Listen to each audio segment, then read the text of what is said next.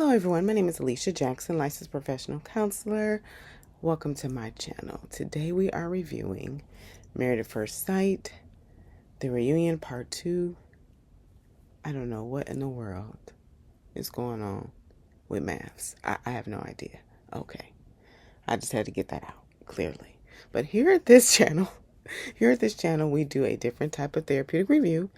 We do a different type of therapy review. We get a little curious. We get coming from a place of just wondering what's happening internally for these couples and what's happening to make them show up in this way. And hopefully to learn a little bit about relationships and potentially a little bit about ourselves. If you are returning, be sure to like the video and subscribe to the channel. Now let's get started. So we come back to the review and Brennan and Emily are in a heated moment talking about the rumors surrounding their relationship, where Claire said certain things about her, Brennan reaching out to her friend, and also the situation with him inboxing other women. Brennan denied these allegations. He stated that he had a conversation with Cameron in jest, and that was that. And what I am more inclined to believe, because neither one of these people are really owning up to. Now, Emily did state that she did share a moment, a kiss with a man at a bar, and she said, yeah, because, why wouldn't he kiss me? I really feel like there's a lot of places, of course, where Emily is hurt. And we've seen this throughout the season. We've seen these throughout the after parties. She's carrying so much, and she's doing this in a space where she has to constantly rehash the things and then be in a situation too where people are denying what's happened to her. And so that's painful. What I'm seeing is that it seems like Emily is really too, like, this part of her has like, how dare you like say that I'm not attractive? And so this whole like, I'm an 8, you're, in the rating system that and of course he kissed me because men are attracted to me. Like, all of that is definitely, you see that Emily is dealing with some hurt around and rejection around Brennan not finding her attractive. He stated again that he from the beginning really wasn't into Emily, and a lot of the things that he heard, which we knew, right? Which the partying, the one night stands, and her not knowing where her money was. Like, I saw visibly his face when she said that, and I said, oh, well, that's that. Like, that relationship seems to be done. This seems like something that Brennan's not really going to be okay with. However, he handled it in a way that didn't serve him, definitely did not serve Emily. She was thinking that there was still hope in making the relationship work, and she had this part of her that was striving to be this good daughter, to get this approval, to get this affection and attention from her dad or Brennan. I'm talking about emotionally, right? That's emotionally where she was as she talked about this relationship dynamic with her dad, and this relationship dynamic with Brennan, similar. It would have been great, which I've said multiple times in reviews, if Brennan were honest, and Kevin named that, because now we're in a situation where it's hard to suss out what's real and what's not real, especially when Brennan has this part of him that thinks that by concealing the truth that he's protecting Emily, when really he's doing harm. Then also there's people coming in their relationship, other cast members, whether it's Cameron or Claire, that's coming in to like infiltrate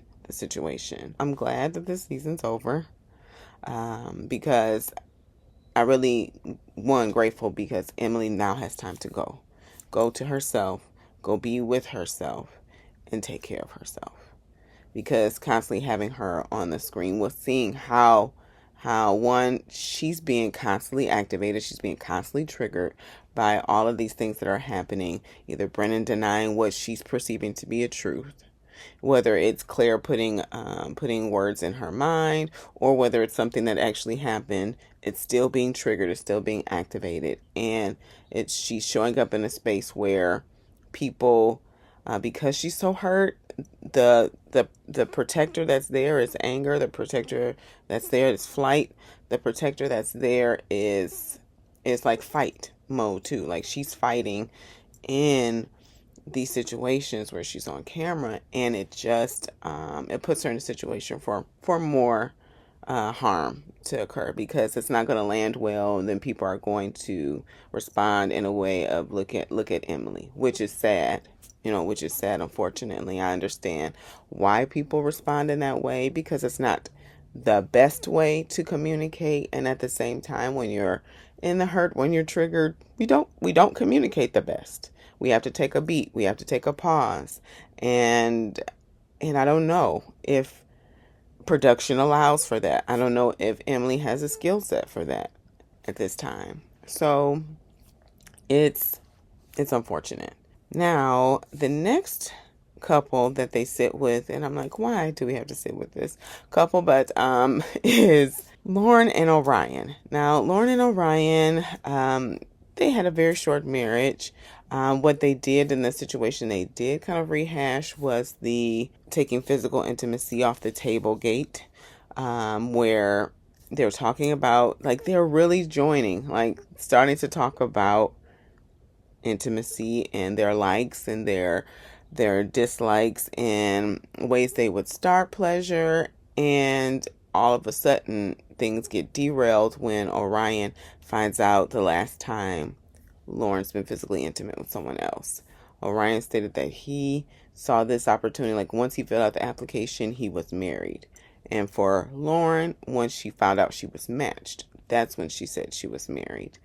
And part of Orion seems to have judged her, or put some made some meaning about Lauren because of that. And that, I feel like, was the first kind of knife in their relationship. Kevin asked Orion what he was feeling and thinking in the moment. He said he can't recall, which I said, okay. Sometimes when you're escalated, you can't. And at the same time, I feel like there is still a lot of shame around him showing up in that way. Even on the after party, I remember him saying that his sister said that you shamed Lauren. Like, you shamed Lauren for her being honest with you about where she is. And that wasn't okay. And so Orion took full accountability of that and apologized. Lauren definitely had like a flat affect. There does seem to be, and Dr. Pia names it a little later with the women, like this energy when they all get together. It's like all the parts of them that are angry and hurt kind of come together, and they're like in a in like a campfire, and they're chanting, and they're like building and building and building.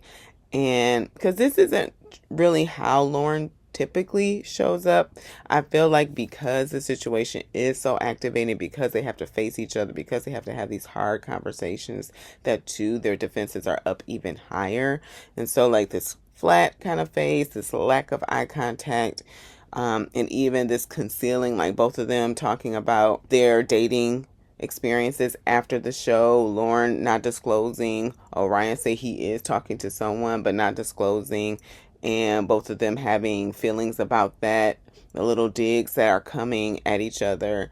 It's like, is this necessary? Is this necessary?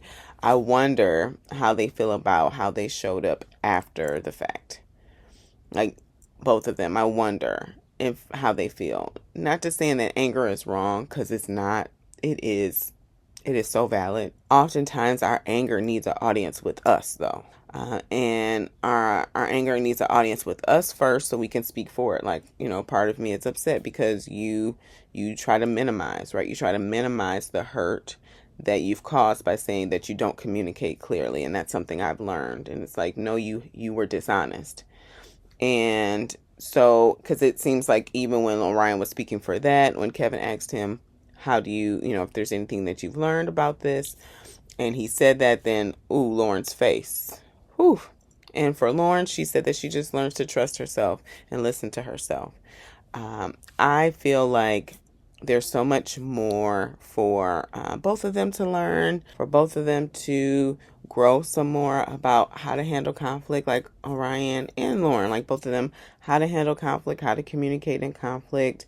What are things, especially around my cultural identity, that I need? What are my needs?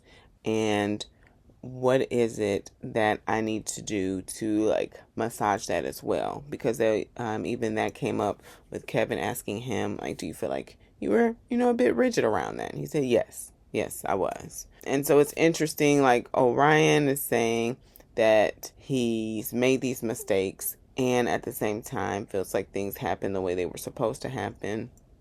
I wonder though. I wonder if there's a part of Orion that was like hoping for this relationship to work out. They talked about how he did find her very attractive when they first saw each other, when she walked down the aisle, her smile and all the like. And at the same time, I'm glad that this has come to an end, and that they can both move forward. And I'm hoping the best.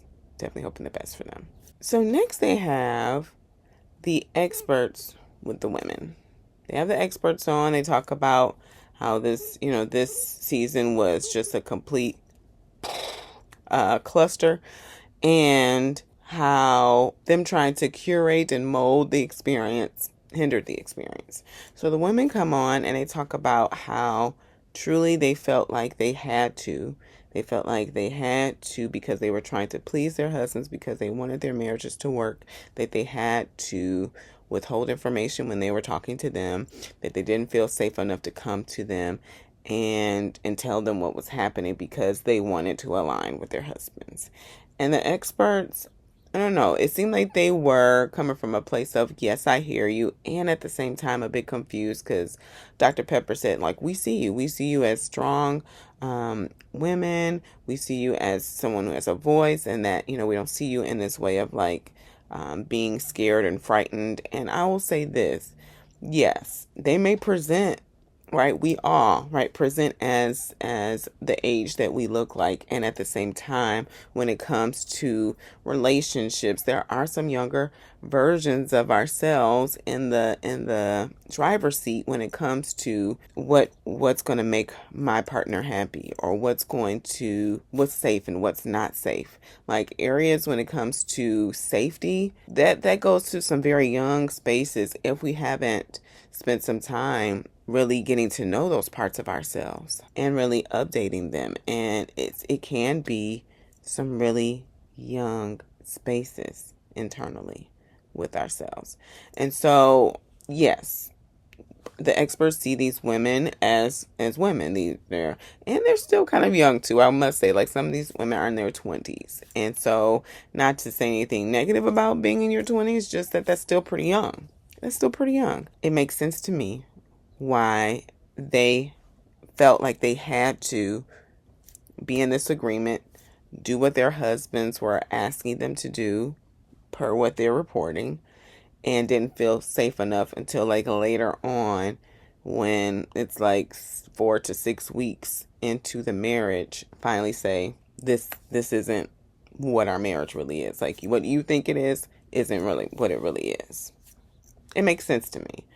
And I'm hoping, like, I feel like the experts should know about our defense mechanisms, should know about when we have trauma responses that's coming from a very young place, or it's coming from a place of something that we've known or experienced before. And so if any of these women have had experiences where they have felt like they've had to do something in order to make the people in their life happier, in order to be safer, then that's what's going to instinctively, like, they're going to feel inclined to do instinctively, unless they've grown and made some awareness about that.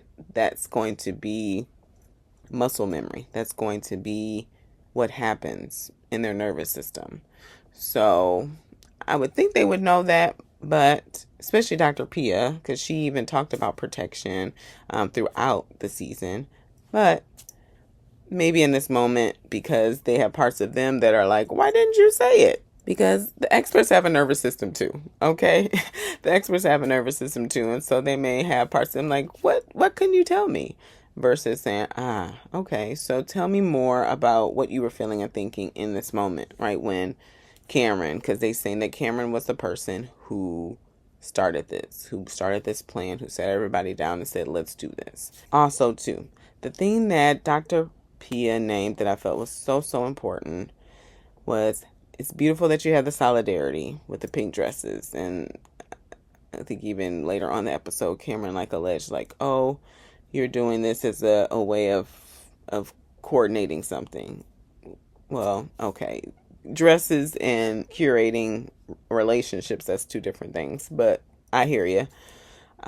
That in their hurt, that they're building in a way that is not helpful to them or themselves, because this energy that they're building, I'm concerned for them, and I'm hoping that they can embrace and be with each other in solidarity into the path of healing, instead of brewing in this anger that is justified and valid, and at the same time anger just kind of whoosh, like this flame that's just being fanned, and it just gets bigger and it gets bigger and it gets bigger, and we're not addressing the hurt that's underneath there. So we're just fanning the flames. That's all we're doing. That every time they get together, they're fanning the flames, and they're not addressing like, hey, yeah, let's talk about the hurt that's underneath here and really address it and attend to it. That's what's needed for these women. And so the experts meet with the men. They meet with the men, and there was some like health issues. It seems like Austin has some digestive issues and some concerns. I wonder if that was like his nerves. Again, I don't know if Austin and Conflict really have a comfortable relationship.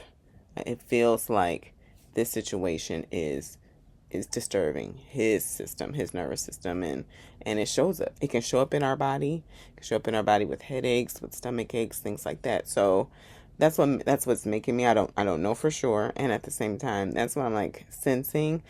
Also, too, Cameron got a bit flushed during one of the segments, so he took a break, took a moment, and now it's back. And so the experts are like, okay, tell me what happened. And I kind of don't like, a part of me doesn't like the approach that Dr. Pepper came in with, because she stated, like, okay, Cameron, tell me. So tell me what you did to convince them. I'm like, wait a second. We're assuming that the women are being honest. Like, we don't know. I don't.